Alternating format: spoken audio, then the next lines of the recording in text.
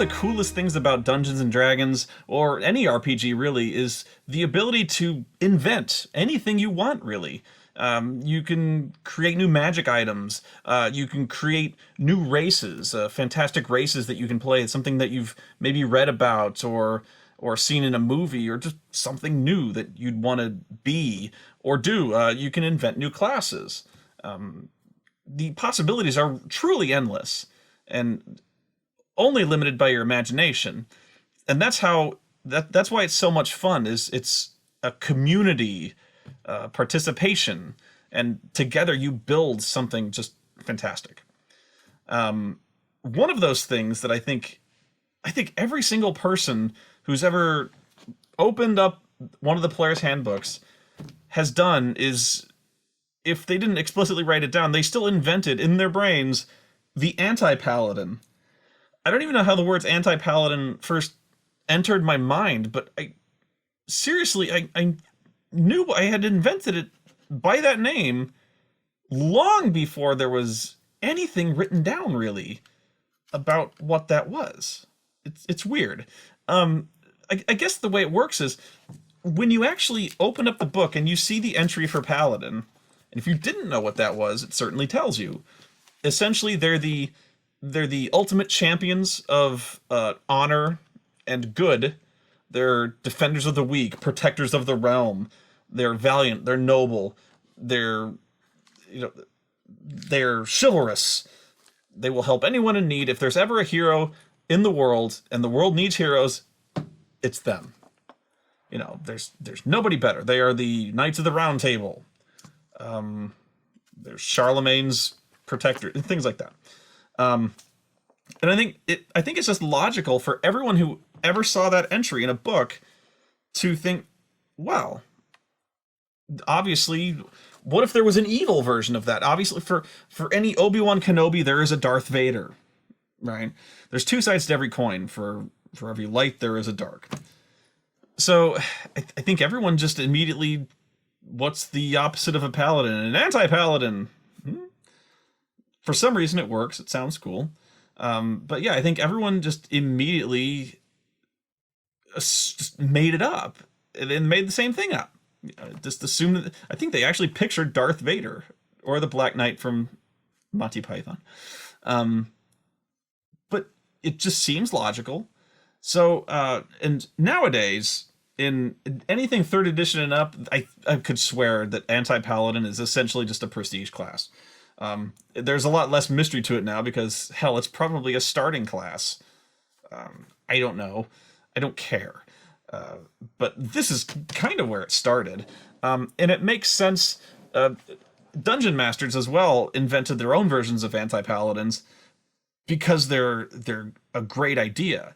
It's almost not fair that the good guys are the only guys who get paladins. I wish I had an avatar to summon. Well, you can.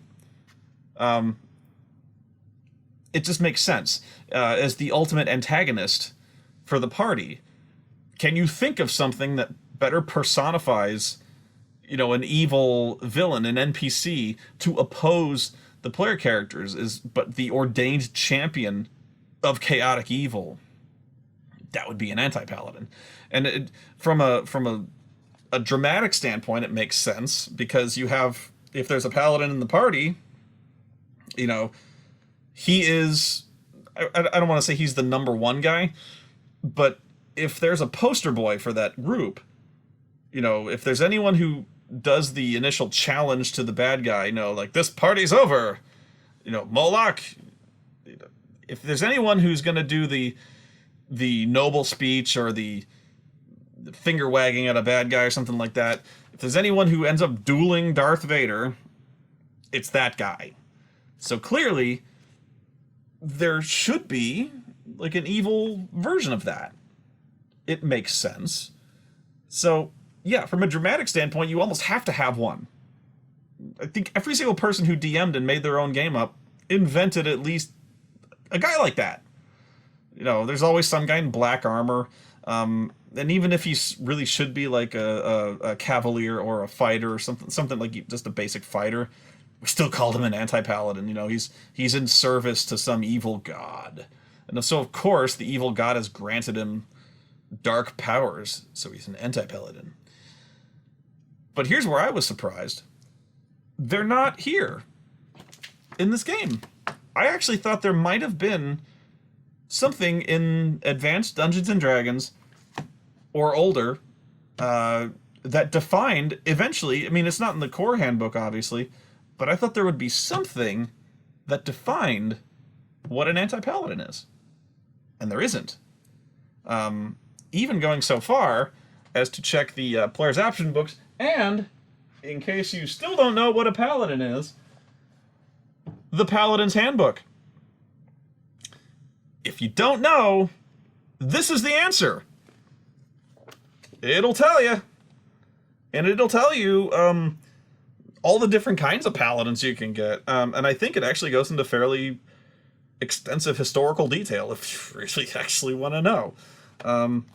This is where I would look.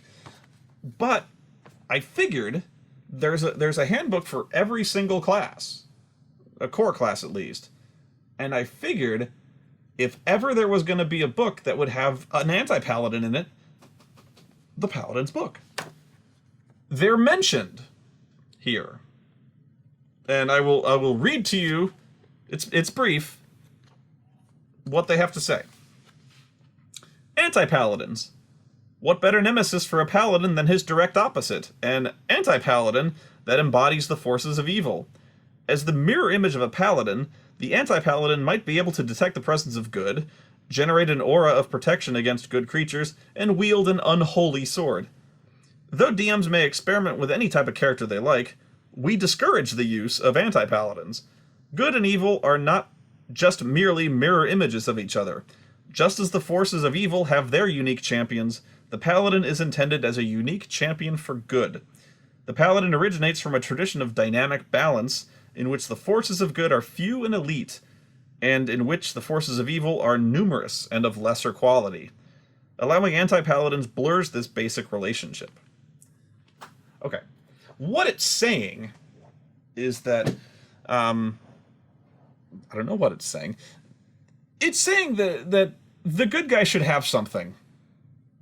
They should have an ace, and they should have something that is just better. You know, they get this one. You know, they get the paladins. There's nothing on the side of evil. There should be nothing on the side of evil that really should compare with a paladin. You know what I mean? There is, you can have bad guys, you can have, you know, dark knights, you can have that sort of thing. But in this case, the power of, you know, righteousness and justice, the higher standards to which the paladin holds himself, you know, chivalry, just, goodness, you know, obedience to law, faith, heart. In the end, there can be only one. You know, following this code elevates the paladin to a special level. Something that you can't just have a mirror image of that. That just being an asshole, you know, being a bad guy devoted utterly to an evil god or goddess, shouldn't be that easy. In fact, if you go back to the Star Wars analogy, is the dark side stronger? Quicker, easier, more seductive, but it's not stronger. You know, it's the self-control, willpower, the ability to, you know, believe in something greater and you know, to work for something greater. That's what makes the paladin so much more special. And they kind of say it cheapens that to just have somebody step out of the shadows with glowing eyes and a black helmet, and is immediately a match for them. They're saying that evil should just inherently be... they should be more numerous, but there should be, like... there should be a lot of darkness, but with some very, very bright points of light. And those are paladins. And the rest of the heroes. So, I get it, but I still want an anti-paladin. I still really want one. Because it's not like I'm going to throw hundreds of them. I just want one. You know? I don't want but I want this guy to be really, really fucking evil. Okay, so let me have an anti-paladin, alright? Come on. Come on. I know what you're saying, and I agree with you, but come on. You could have done something. You got frigging lazy on me. That's what you did, D&D. You had a whole book. This frigging book. And there's not one? Come on. You could have written one up and then put the little box here saying you really shouldn't do this. Okay, I will. Anyway, fuck you. But come on! This is such a waste. Why else did you buy this book if not for the... You knew there was going to be an anti-paladin in here. So, I went through, and I looked through any book that I figured up there might have anti-paladins in it. There weren't many, like the player's option books and stuff like that. I went through some of the Forgotten Realms books, the setting books, to see if somewhere they had been defined. I went through the Dragonlance books. Because those actually... Dragonlance defines a number of special classes, like the Knights of Solamnia. Things like that. No, nothing like that. But I could have sworn that somewhere there was a write-up for the freaking anti-paladin. And I found it. Where? Well, it should have been obvious, but I'm going to do an episode on this on its own, but there were two magazines that were published by, I believe, TSR and later on Wizards of the Coast. One was called Dragon, and one was called Dungeon.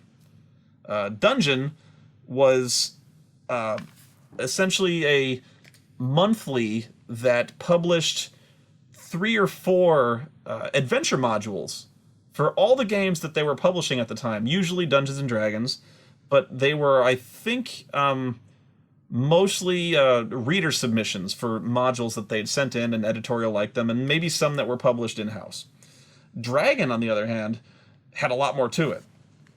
Dragon was, it featured just all sorts of articles and stuff on the game. Stuff you could use, supplementary stuff, short stories, comics, things like that. It just so happens that in one of these Dragon magazines, there was a write-up for an anti-paladin. This after they completely discouraged not to do it. Eventually somebody sent in an anti-paladin and they decided to publish it. The reason, and I don't, honestly, I don't know where, I thought I had seen this somewhere. Looking at this, there's no way I could have, because this magazine was published, I believe, the year I was born. So unless I went through at one point and went through all the back issues, well, I did. I went through the back issues, but I so don't remember this being in a Dragon magazine. There's, this is legal, by the way. I have the archive CD for all the Dragon magazines.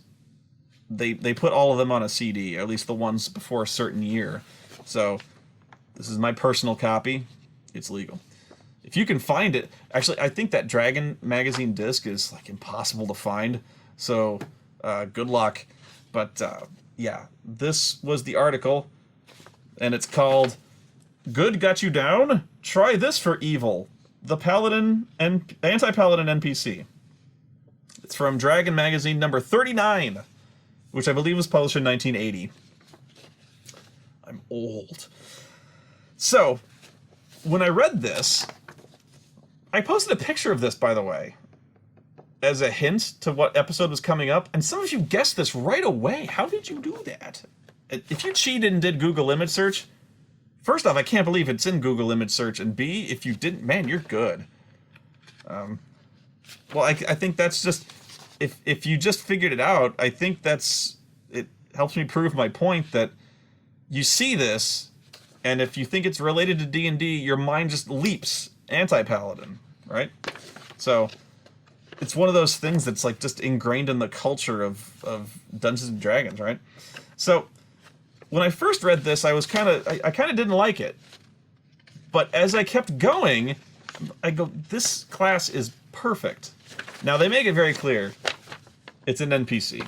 You cannot have this as a PC character. You can't do this. I wouldn't let you, for one, but I like how it goes. This is an NPC, guys. Seriously, it's an NPC. Don't use this. Oh, and by the way, here's the experience chart for them and how they advance in their 2-hit and their saving throws. But don't use them for PCs. And here's the information to build one. But don't use them. Don't. You know. So I thought that was really cool. This article is written kind of tongue-in-cheek, but that's part of why I didn't like it at first. I was going, okay, you're not taking this seriously. I want a serious anti-Paladin, please. But as I went on, I realized how much I like this. So it says, recognizing an anti-Paladin should be fairly easy for players. Perhaps it's his preference for black horse, black armor, black sword, or his grim skull-shaped keep raised in black basalt or gleaming obsidian, looming ominously against a gray, brooding sky on some chilly, wind-swept mountaintop. I'm like, really? We're going that stereotypical black horse, black armor, black helm, black shield, and a glowing black sword with black light? Yeah, because, and here's the thing, they are the same but the opposite of a paladin, okay? Paladins wear, gleaming armor, awesome shield, have a sword that beams with holy light, and they have a, helm with one of those plumes on top, and they look very resplendent. So obviously, the anti-paladin should look like the evil version of that. Bear with me. Look, they, not for their flair of the theatrical, but because, like the regular paladin, they serve a higher power, an evil power, or a lower power, as it were. And paladins are actually not allowed, according to their faith, to hide who they are. They believe in courage, and they believe in piety, and they are never afraid to show their faith, how proud they are of it. So they will not take their holy symbol off. They will not, cover their shield if the holy symbol is on there, and it probably is. If asked about who they serve or what god they revere, they will tell you. They don't lie about these things. They don't and will not hide. And neither will this dude. He's very proud of who he is. And, yep, he'll wear black. All black. Black as night. How much more black could he be? The answer is none. None more black. So, the skull-shaped keep is a bit over the top. But depends on how much you enjoy your work, So, it goes on, and there was still more things I kind of knee-jerked against. I was like, I don't like this. But then I kept thinking about it, and I liked it more. First off, it removes the charisma requirement that paladins normally have. Paladins need a 17 in charisma because they have to be radiant and good-looking. They have to have epic hair. You can't have an ugly paladin. It doesn't work. But these guys, it works either way. They either have to have a really, really high charisma or a really, really low one. Because you can either be a really good-looking, seductive, persuasive type of villain, or you could be butt ugly. And I mean like real ugly. Like Two-Face or Jonah Hex ugly. That kind of ugly. So they're like, it's the uglier you are, the better. So if you have like a 3 charisma or 2, that's great. So it just depends on how your anti-paladin operates, through intimidation or persuasion. Both will work. So they get a similar list of powers to the normal paladin.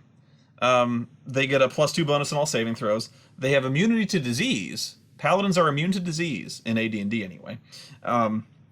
But the anti-paladin, while he's immune, he's also a carrier. So it's that kind of immunity, which I think is so brilliant. I was reading the Hackmaster books. Hackmaster is essentially the next version of AD&D, had it kept going. It's more than that, obviously. This is a different version of Hackmaster, but the first version is essentially like an evolution of AD&D. It plays very similar. It actually did define a starting class called the Dark Knight. Yeah, the Dark Knight, which was essentially an anti-paladin, who you could not adventure with these guys for reasons that will become very clear to you soon. But they were essentially had the same power list as the paladin, but with dark turns to them. What I mean when I say is that they're carriers of disease is that if you stay within proximity of them, you're probably going to catch something. just because they radiate evil and decay and pestilence and disease. So basically, they are walking plagues, whereas paladins radiate courage that inspires people and radiate an immunity to fear. These things radiate death. And I was like, that's pretty cool. So much so that I think in one of the Hackmaster books, they actually gave me a really cool idea where a Dark Knight, since he is essentially like a walking disease, just for kicks, and because it's messed up, he'll just go into a village and spit in their well, and that's enough to infect the well with just malaria or something like that, something worse. So you could have an entire quest about an anti-paladin going around and just being like, enjoy the bubonic plague, and just walking out. Why? Because that's what they do. You know, that's how they roll, is they just take a whiz in the town well, and sure enough, people just come down with horrible things. You know, huge, oily, seeping boils that are worse than any normal thing. And so, yeah, the local temple like pulls the players aside and says, "I've never seen anything like this before. It's like the plague, but something has made it even more twisted and evil and like tainted. And we can't cure it. So maybe they have to take down the anti-paladin to stop the evil of the plague." You know, it's very simple, but it makes sense. They have lay on hands. Laying on hands is basically the paladin gropes you, and a certain once per day, I believe, they can heal you X number of hit points. Where the anti-paladin, when he gropes you, it's not as pleasant. You know, it causes pain. They also get the Thief's Backstabbing ability, which I thought was crazy. They get a +4 bonus to hit with double damage when they hit if they attack you from behind. I like this. For reasons that'll become clear in a minute. They can use poisons. People often misunderstood this. Even some of my group was like, "What? You're not allowed to? Sorry, you're not allowed to use poisons?" I go, "No, you are." But when I say they can use poison, it's because in D&D at least, the use of poisons is a very tricky thing. It's dangerous. You know, it's not something that just anybody can start mixing crap together and make the poisons. Use of poisons implies you can't really buy it in a store. You know, you have to make it. You have to conjure it up and mix these horribly toxic chemicals together. Pardon me. And then you have to apply it to a blade.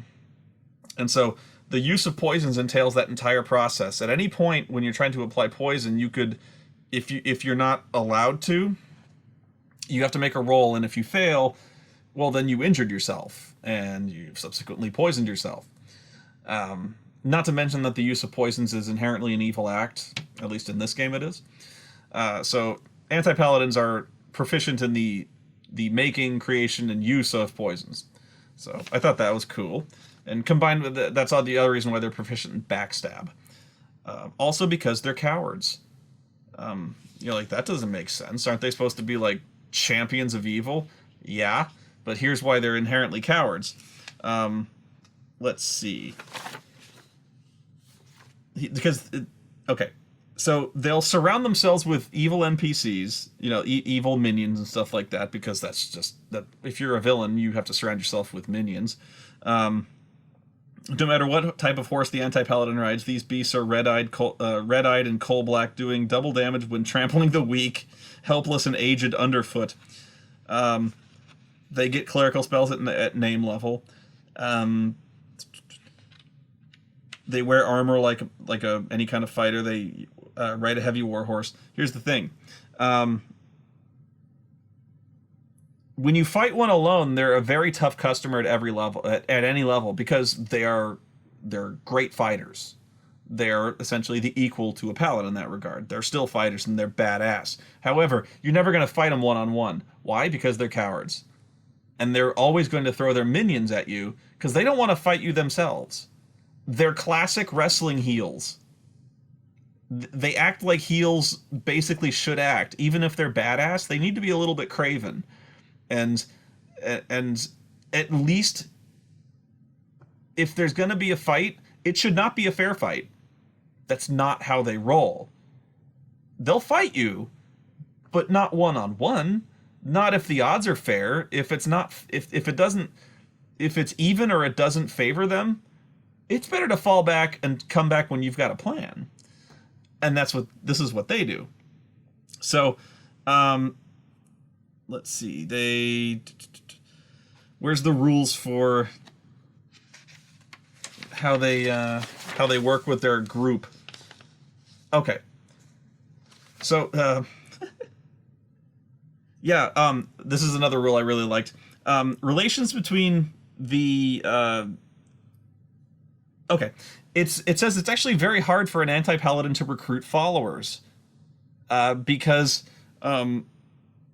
their evil is such that they're prone to abuse, injure, maim, and or kill their own minions, and they're so well known for this that most people aren't stupid enough to want to sign on to work for a guy who is more than likely going to choke them with a gauntleted fist. You know, we don't need the money that bad.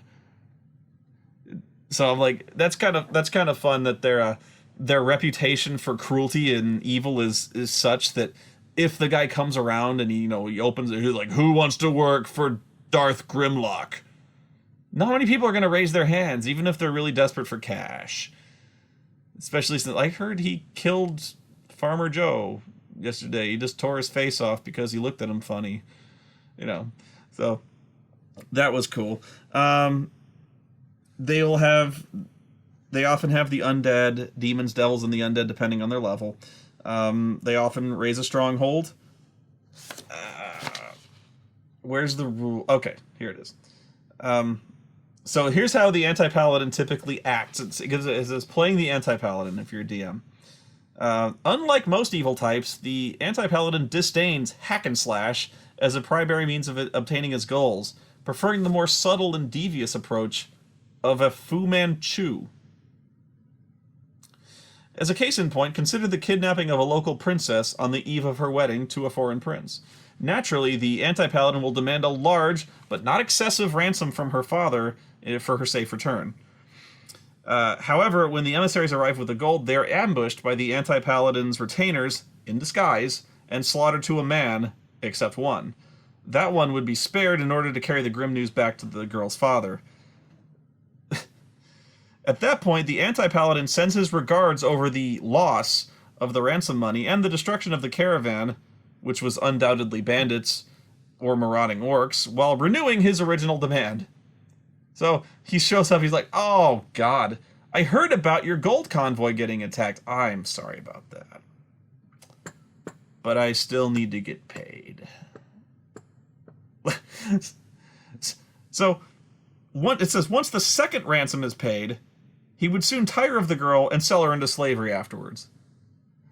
Alright, I'm like, okay, once the second ransom is paid, who's gonna be dumb enough to buy that, like, oh, bandits attacked you. Damn. I'm sorry about that. So, I'm still waiting for my cash. Like, you don't really think that you don't really buy this story that, it's random bandits attacked the gold caravan, do you? You've got Lord Evil strolling down the hallway, trying not to cackle in glee that he just totally took you for this money, and he really thinks you're going to send another wagon full of gold? I don't think so. Might. I don't know. But that's actually where the players would come in, I suppose. The local lord hires these guys, tells them the story, and he says, look, I'll pay the ransom, but I want you guys to go with the gold. Maybe that would be the setup. Although even the players would be like, you're going to pay him again? Let's just go get him. Whatever. What do you want? Thus, he would gain 2 ransoms and the price of a highborn slave girl at virtually no risk to himself. Of course, Daddy might then show up on the anti-paladin's doorstep with a large army and or siege train in tow, but that's an occupational hazard. Now, in this scenario, my first question was, how is this anti-paladin delivering his demands, and his condolences over the lost money in the first place? Does he actually have the balls to walk into the guy's castle and be like, hey, I'm waiting? Or does he send an orc with a letter? Or my favorite idea is that he somehow has medieval fantasy version of the Doctor Evil TV screen that he just calls up any time, and he's like, "Here's the plan. For the return of your daughter, I want 1,000,000 gold pieces," and then he just cuts the feed, you know. So I don't know. He has like a cauldron or a scrying orb that make a picture appear, like on Star Trek with the viewing, whatever. So here's where I really started to like this. I didn't like it first, but I really started to like it.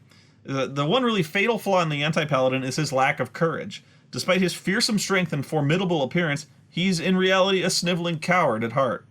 So long as he's surrounded by retainers while ambushing an inferior and outnumbered opponent, the anti-paladin's morale cannot be seriously questioned. However, when faced by his nemesis, the paladin, or a lawful good cleric, or any character of good alignment, there's an excellent chance the anti-paladin's true nature will reveal itself.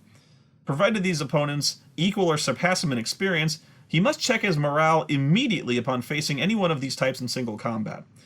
He never need check initial morale against an inferior opponent, or one not included in the categories above.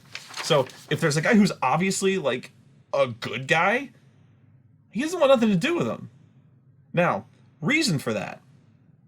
What I didn't like was, like, what, they're cowards? Yeah, they're cowards. Because the paladin is immune to fear. You can't scare them. They have a magic or inherent inability to be scared. So if you have the opposite of these guys, they're cowards. They're badass so long as they've got the edge, you know. But if there's any kind of semblance of a fair fight, or there's any real chance they might get hurt by the hero of the story, oh no, fuck this. You guys, go get them. And so they'll kind of wait to see how it plays out, and then they'll sneak in there. So I like that deviousness. The base chance that the anti-paladin will react and basically flee in a cowardly manner is 50% when facing a paladin, 25% against all others. This decreases by 5% for each retainer within 60 feet. So yeah, it basically gives them a list of behaviors that they will act by in combat because of their very unique heal nature. You know, depending on how much of an advantage they have, how close into the fight they'll be. So basically, to fight these guys, you've got to corner them. Otherwise, they're going to be the biggest, most annoying, just recurring villains, which is what you want, but they are just going to harry you from the back. They can still heal their minions with their grope on hands. You know, they can still shoot poison arrows all they want, and at high enough levels they can still cast magic and stuff. So the real key here is that they are legitimately a villain to be feared, but you got to catch them first. So they only attack when there's an advantage. So I really like that. Scenarios for the anti-paladin, a lot of princess kidnapping, but that's where I come from saying this article is very tongue-in-cheek. So it kind of makes them into a Dr. Evil type of character. The stereotypical supervillain almost. But at the same time, in this case, that's not a bad idea. I wouldn't play it as funny as all that, because you are still talking about guys who were like irredeemably, horribly, torturously evil. You know, they should not be yelling curses foiled again, as it suggests in this one. But if you're dealing with, if you want to deal with a villain for the campaign who is pretty much the opposite of Sturm Brightblade or whatever, that sounds like the guy. Where Sturm Brightblade would march nobly into the center of the room and bare his sword and be like, "Face me, coward!" The anti-paladin would kind of sneak up, look over through his window, and he's like, "Oh, pathetic! Look at you down there! Oh no, I don't think I need to come down there. Why don't you say hello to my welcoming committee?" And you know, he sends his guys, and he'll be in his throne room getting ready.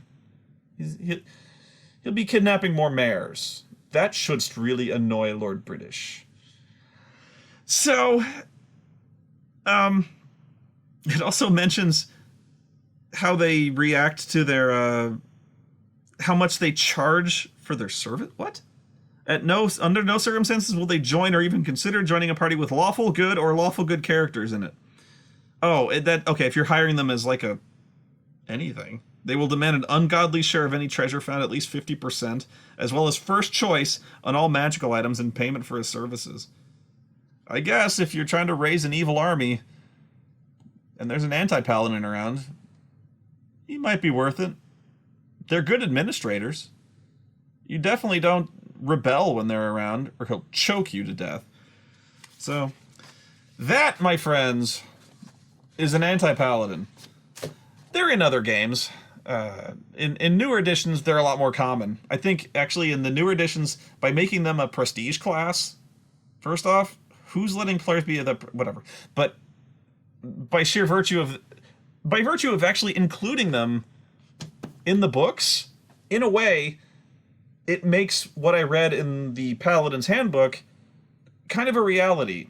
I find it does, in fact, cheapen what a paladin is by having anti-paladins be a common occurrence. So, in a way, I think it's actually good that they exist, and also good that whatever write-up there was in Advanced Dungeons & Dragons was in Dragon Magazine number 39, near the back of the issue, made on the year I was born.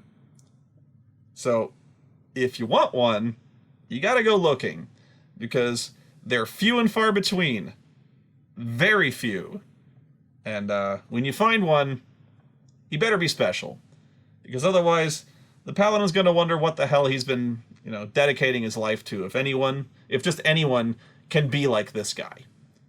So, I hope that helped. And I hoped that helped inspire you if you're trying to make a game and find a proper villain for your campaign and how exactly he should act.